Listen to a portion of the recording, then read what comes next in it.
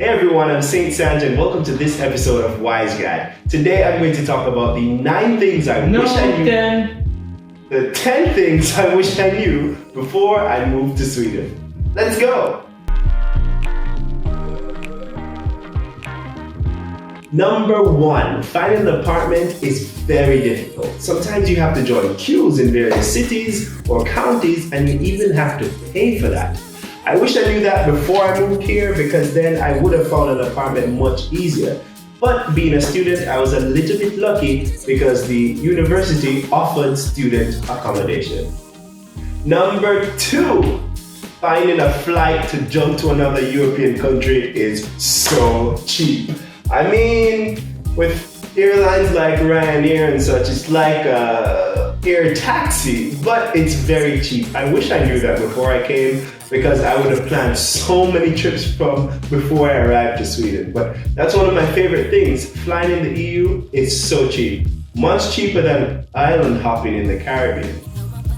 Number 3, being new to Sweden, it can be a bit lonely. So I'm from Jamaica and we're very vibrant and we love excitement. But Sweden is a bit chill.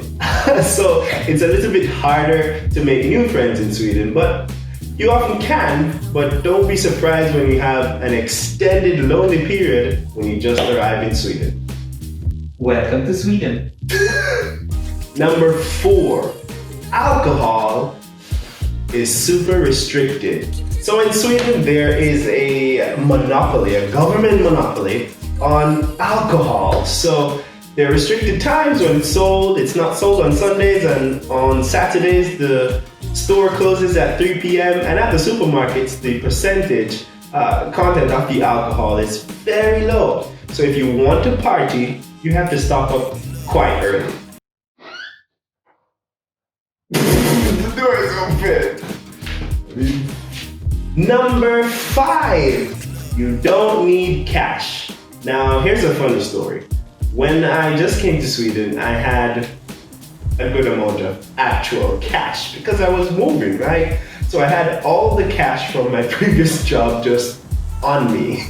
And I went to the bank to deposit this cash, walking around feeling like a high-risk victim of some sort. And I was like, here you go, I want to deposit this money. And they all went, no, don't give us that. So it's not possible to just deposit a lot of money at banks. You have to go to the ATM because Sweden is a pretty cashless society. So it's quite easier. I think it's much more fun. You don't have to walk around with wads of cash. So if you have a credit card or a debit card, it's fine. Number 6, the small villages and towns in Sweden are so nice and so cozy. So quite often you hear about Stockholm, Malmö or Gothenburg and you want to visit and have a lot of fun, but small cities, they're also cozy. Cities like Örebro, I really love that place, or Umeå. It's a student city, but really nice in the winter when it's really dark.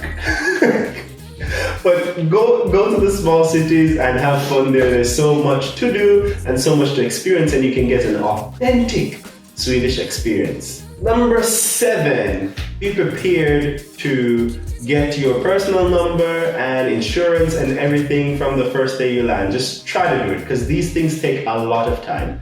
And especially if you arrive in the summer when all of Sweden is on vacation. Yes, the whole country is pretty much on vacation. So everything is difficult to do. So when you arrive, try to get your personal number, try to get your insurance sorted out, try to get everything done right then and there so it doesn't bite you in the butt later on. Number 8. Now this one is good and this one is bad. Most people speak English, so don't stress yourself about trying to learn Swedish in full before you arrive. But it's also bad because it makes it difficult for you to learn Swedish when you arrive.